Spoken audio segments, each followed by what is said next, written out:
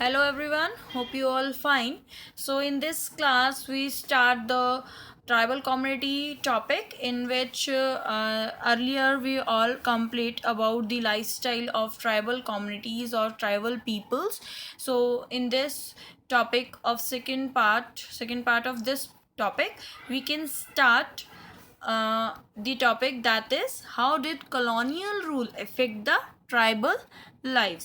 Basically जो मैंने आपको पहली क्लास में एक्सप्लेन किया था वो मैंने ट्राइबल कम्युनिटीज़ की लाइफस्टाइल और लाइवलीहुड के बारे में आपको बताया था, जिसमें उस टाइम पे ब्रिटिशर्स हमारी कंट्री पे नहीं आए थे. So now we all talk about the Britishers, how British rule affect the tribals. Basically we can say that the many tribal areas came under the British influence when the latter expanded. The tribals, basically the tribals significantly affected by the British rule. ज़्यादातर जो tribals community इनकी lifestyle को किसकी वजह से effect हुआ था? British rule की वजह से इफेक्ट हुआ था, जिसमें इंक्लूड थे आपके क्रिश्चियन मिशनरीज, मनी लैंडर्स, ठेकेदार, प्लांटर्स, ब्रिटिश ऑफिशियल्स एंड ज़मींदार. इन सब की वजह से, इन सब की रूल की वजह से जो ब्रिटिशर्स ने अप्लाइड करे थे, इसमें ट्राइबल हैबिटेशन की लाइफ में काफ़ी प्रॉब्लम्स आई थी और काफ़ी चेंजेस भी आए थे. Even though administrating the tribal areas was tough, yet the British managed to gain the access and establish control over the resources available in these areas. Basically, Britishers come to India to use the resources of our country, and they receive the mostly resources from our land. So if we talk about what happen to the tribal chiefs, basically मैं अगर आपको बताऊं तो जैसे Britishers के आने से पहले जो ट्राइबल चीफ होते थे, ट्राइबल्स के एक हेड होते थे, वो अपने according tribal community, tribal territory को हैंडल करते थे अपने अकॉर्डिंग. वो इकोनॉमिक पावर्स बनाते थे, उनकी अपनी राइट टू एडमिनिस्ट्रेशन होता था. तो basically before arrival of the British in many areas the tribal chief were important people. जो ट्राइबल चीफ था वो बहुत ही इम्पॉर्टेंट उनको माना जाता था, and they enjoyed a certain amount of economic power and had to right to administer and control their territory also.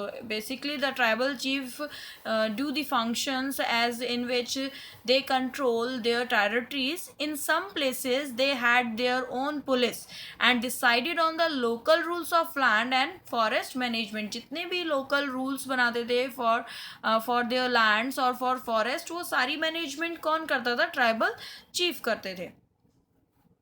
सो अगर हम बात करें कि जब ब्रिटिश रूल आया तो क्या चेंजेस आए, बेसिकली जब ब्रिटिश रूल यहाँ पे होना स्टार्ट हुआ तो जो ट्राइबल चीफ की जो पावर थी वो कंसिडरेबली कुछ टाइम बाद चेंज होना स्टार्ट होगी. क्यों? Y?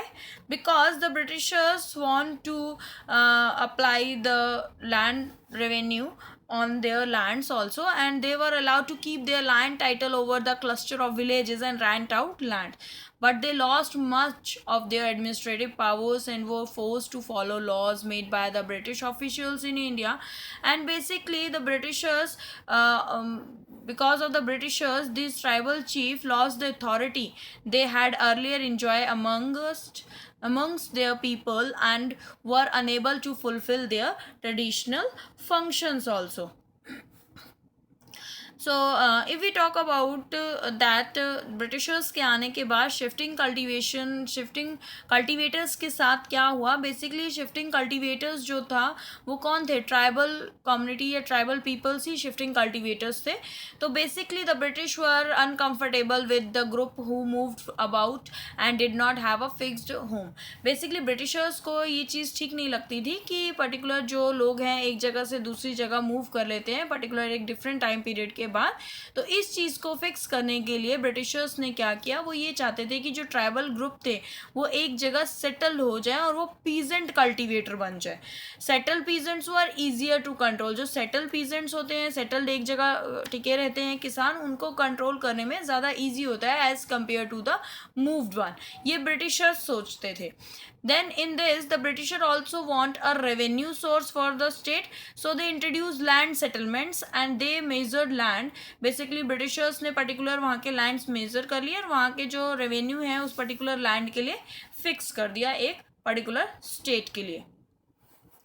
So the some peasant declare, कुछ को लैंड ऑनर्स बना दिया गया और बाकियों को टीनेंट्स बना दिया गया. Then after that the tenant were to pay rent. Tenants जो होते थे, जो लैंड ऑनर, जो मालिक होता था लैंड का, उसकी लैंड के ऊपर जब टीनेंट्स वर्क करते थे, वो अपनी लैंड को जब किराए पे दे देता था, तो उस केस में क्या होता था, जो उस टीनेंट उस लैंड के ऊपर वर्क करता था उसको रेंट पे करना पड़ता था लैंड ऑनर को. The British effort to settle jhum cultivators was not very successful. Britishers के ये एफर्ट्स इन्होंने काफ़ी लगाए कि जो शिफ्टिंग कल्टिवेशन है, जिसको हम जूम कल्टिवेशन भी बोलते हैं, वो ज़्यादा टाइम तक सक्सेसफुल नहीं रहेगी. Settle plough cultivation is not easy in areas where water is scarce and the soil is dry. In fact, the Zoom cultivators who took to plough cultivation often suffered since their field did not produce good yield. So the Zoom cultivators in northeast India insisted on continuing with their traditional practices. So it's all about the how the British rule affect the tribals, and in which how what happens with the shifting cultivators and what happens with the tribal chiefs. It's all about this in this video. So after facing the widespread protest by the Adivasis towards the British, basically ultimately the British had to allow them to the right to carry on shifting cultivation in some parts of the forest. जब Britishers ने ये देखा कि अब आदिवासी इस चीज़ के लिए protest कर रहे हैं कि वो शिफ्टिंग कल्टीवेशन ख़त्म नहीं कर सकते, तो ब्रिटिशर्स ने क्या किया, कुछ पर्टिकुलर फॉरेस्ट के पार्ट्स में अलाउ कर दिया कि आप शिफ्टिंग कल्टीवेशन कर सकते हैं. ट्राइबल कम्युनिटीज़ को परमिशन अलाउड कर दी. सो in this video, hope you all understood this video.